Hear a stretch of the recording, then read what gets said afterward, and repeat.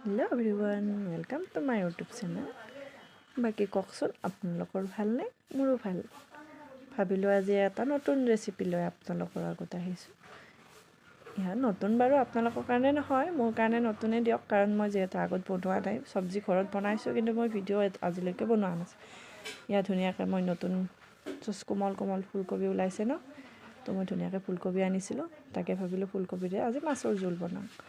খাইনো বহুত বেছি টেষ্টি লাগে। আপোনালোকেও বনাই কিনে খাবচোন নতুন আলুৰে। মই এইটো বিশেষকৈ আপোনালোকে কমেণ্ট নকৰিব কেৰাহীটো ইমান লেতেৰা বুলি, কাৰণ এইটো কেৰাহীটো মই বেছি বিশেষ মাজিবও নোৱাৰোঁ, কাৰণ তলটো ফাটি গৈছে। সেইটো কাৰণে অনলি মই মাছ ভজা কৰি ৰাখি থৈ দিছোঁ। এয়া চাওক, নতুন আলু আৰু মই বিলাহী ফুলকবিৰে মই মাছৰ জোল বনাম। খাই চাবচোন, নতুন আলু বহুত বেছি টেষ্টি লাগে। নতুন আলুৰ জোলটো, মাছৰ জোল।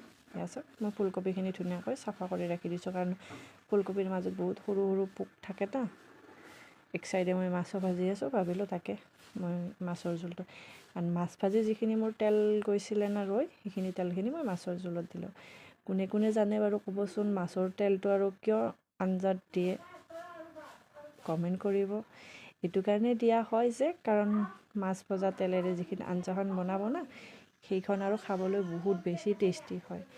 তাৰ কাৰণে ময়ো ভাবিলোঁ মাছৰ তেলটো মই মাৰ পৰা শিকিছিলোঁ, তো আপোনালোকৰ আগতো মই জনালোঁ বা শ্বেয়াৰ কৰিলোঁ। এয়া ধুনীয়াকৈ মই আদা নহৰু খুন্দি লৈছিলোঁ খুন্দনত। ধুনীয়াকৈ মই এতিয়া এইখিনি ফ্ৰাই কৰিম, কাৰণ মাছৰ তেলত ভজা আঞ্জাখনো খাবলৈ আৰু বহুত বেছি টেষ্টি হয়। কাৰণ মাছৰ তেলটোতো বাৰু এনেই ৰৈ যাব ন, সেইটো কাৰণে আৰু মাছৰ তেলেদি বনালে খাবলৈ টেষ্টি হয়। ইয়াত ধুনীয়াকৈ মই আলু ফুলকবি বিলাহী দি দিলোঁ। এতিয়া ধুনীয়াকৈ এইখিনি মই সিদ্ধ হোৱালৈকে ফ্ৰাই কৰিম। পিছে আপোনালোকে কমেণ্ট নকৰিব কেৰাহীটো ইমান লেতেৰা কিবা কিবি, কাৰণ তলটো বহুত ফাটি গৈছে। তাৰ কাৰণে মই বেছি বিশেষ চাফা কৰিবৰ কাৰণে মই চেষ্টাও কৰা নাই, যিহেতু মই সেইটো বেলেগ একো নকৰোঁ। মাছ চাছ ভাজোঁ বা হ'লে পুৰি বনাওঁ। চাওক, ধুনীয়াকৈ মই ফ্ৰাই কৰিলোঁ। ধুনীয়াকৈ ইয়াতে এতিয়া থৈ দিব লাগিব। বাকী চাওক, মই ঢাকন লগাই ৰাখি দিছিলোঁ। এয়া ধুনীয়াকৈ সিদ্ধ হৈ গ'ল। বিলাহীখিনি সিদ্ধ হৈছে বাৰু। ইয়াতে মই নিমখ দি দিলোঁ অকণমান, হালধি, মই অকণমান জলকীয়াৰ গুড়া দিছোঁ, ধনিয়া, জিৰা ধনিয়া দিয়া হৈ গ'ল।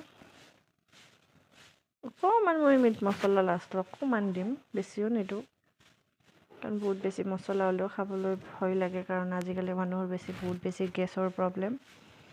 তাকে ফুলকবিটো আৰু গেছে কৰে বাৰু। চাওক, ধুনীয়াকৈ ঢাকন লগাই ৰাখি দিম। এয়া মই 5 মিনিটমান ৰখাৰ পিছত তলত লাগিব আৰম্ভ হৈ গৈছে, মোটামুটি আমাৰ ফ্ৰাই হৈয়ে গৈছে। তো মই অকণমান গৰম পানী দি দিলোঁ। এতিয়া ধুনীয়াকৈ আৰু সিদ্ধ হ'বলৈ দিম। সিদ্ধ হ'বৰ কাৰণে ৰাখি থৈ দিম। কোনে কোনে বাৰু ফুলকবি বিলাহীৰ আৰু আঞ্জাখন ভাল পায়, কমেণ্ট কৰি জনাবচোন।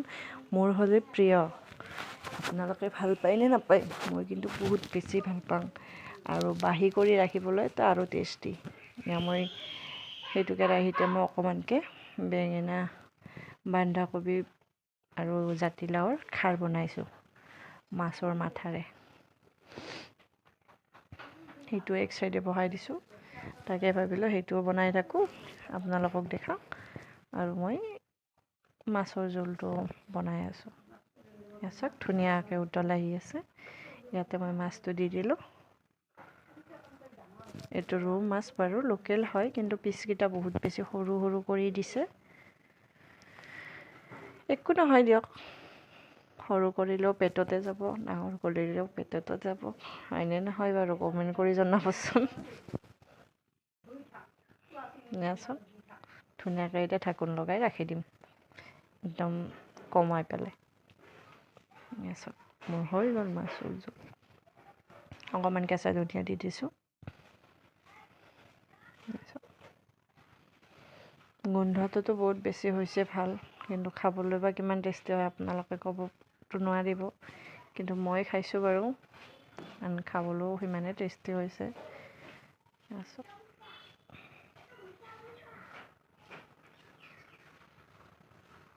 কালাৰটো বহুত বেছি ধুনীয়া হৈছে। এয়া চাওক, মাছৰ জোল ৰেডি।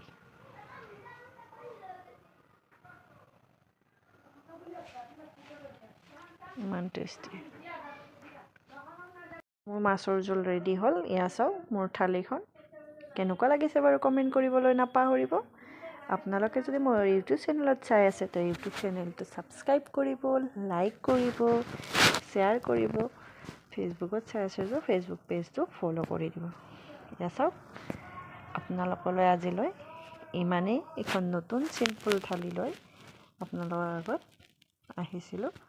তো এতিয়ালৈ বাই বাই, টাটা।